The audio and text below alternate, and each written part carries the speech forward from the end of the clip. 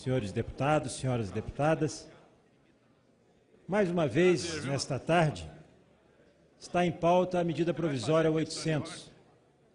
Para aqueles parlamentares que ainda não estão afetos à matéria, quero fazer um brevíssimo histórico aqui, importante histórico, sobre essa medida provisória 800, que tive a oportunidade de participar como membro da comissão especial no Senado e Câmara e assistir o que se passou inteiramente dentro dessa medida provisória 800.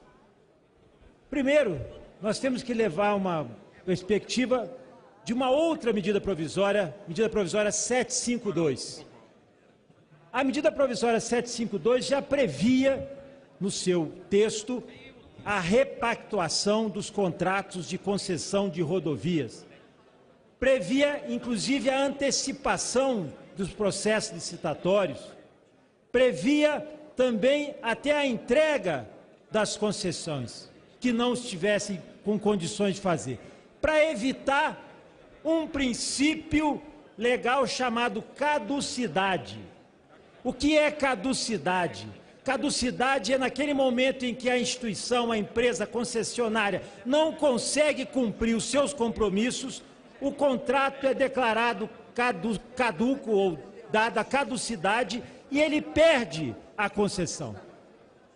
Foi feito este beneplácito da medida provisória 752, que acabou sendo aprovada e transformou em lei.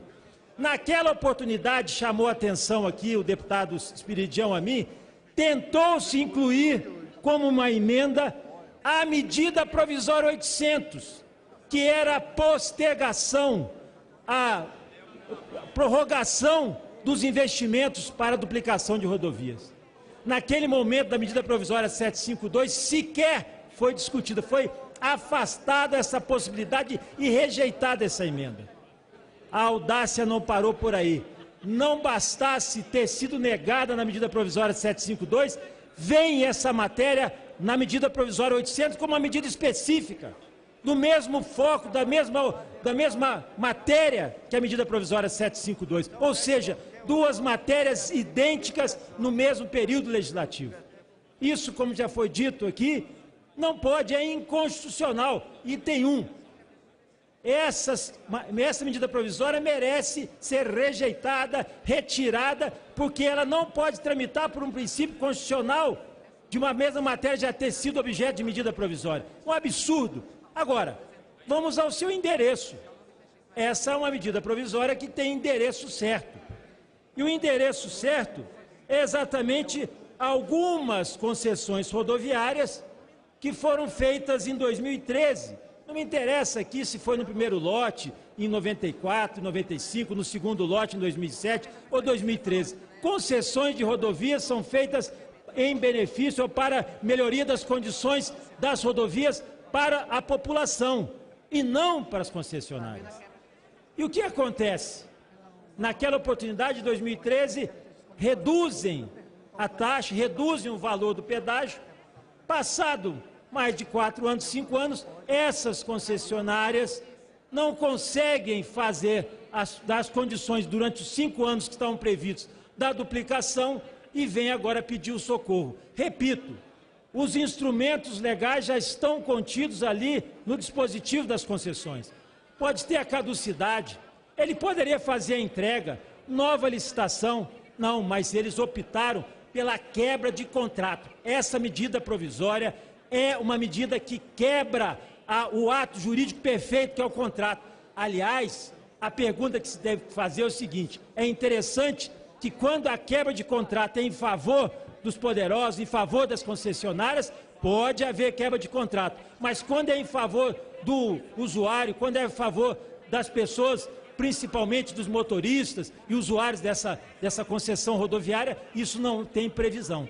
Então, meus amigos, só para se ter uma ideia, quais serão as concessionárias que serão beneficiadas? O que nós aqui estamos fazendo aqui, concedendo esse benefício a Odebrecht, CCR, Invepar, Triunfo e Eco Rodovias. Nós estamos concedendo, fique claro que nós estamos concedendo benefício a essas instituições. E sirva como alerta a audiência pública, a única audiência pública que foi realizada no âmbito dessa medida provisória, e teve a manifestação do Ministério Público Federal sobre essa medida provisória e também do Tribunal de Contas da União sobre essa medida provisória. Diz o Ministério Público Federal nesta matéria: há regras, abre aspas, há regras contratuais estabelecidas para as hipóteses de descumprimento de contrato de concessão. Essas regras precisam ser observadas. As nossas autoridades não podem, a todo momento, alterar as regras do jogo. Nós precisamos aprender a respeitar e cumprir os contratos que assinamos. A renegociação de contratos de concessão produz um elevado risco moral à sua execução e à realização de novas rodadas de licitações. Esse contexto gera prejuízo direto ao usuário das rodovias que pagam por um serviço não disponível. Esta é uma manifestação do Ministério Público Federal, do Subprocurador-Geral José Eliares Marques Teixeira. E quero avisar aos nobres deputados que, se essa matéria, que eu acho um absurdo, um assinte para a sociedade, for aprovada, ela também será questionada no Supremo Tribunal Federal. Depois não reclamem que toda a matéria é judicializada. Ela tem um princípio inconstitucional. Ela não pode prosseguir. Porém, se insistirem, dar esse benefício às empresas que tiveram envolvidas na Operação Lava Jato, principalmente, conceder esse beneplácito, Vossas Excelências estão avisadas que isso poderá ser derrubado judicialmente. Portanto, senhores, não é possível permanecer essa matéria na pauta. Vamos encerrar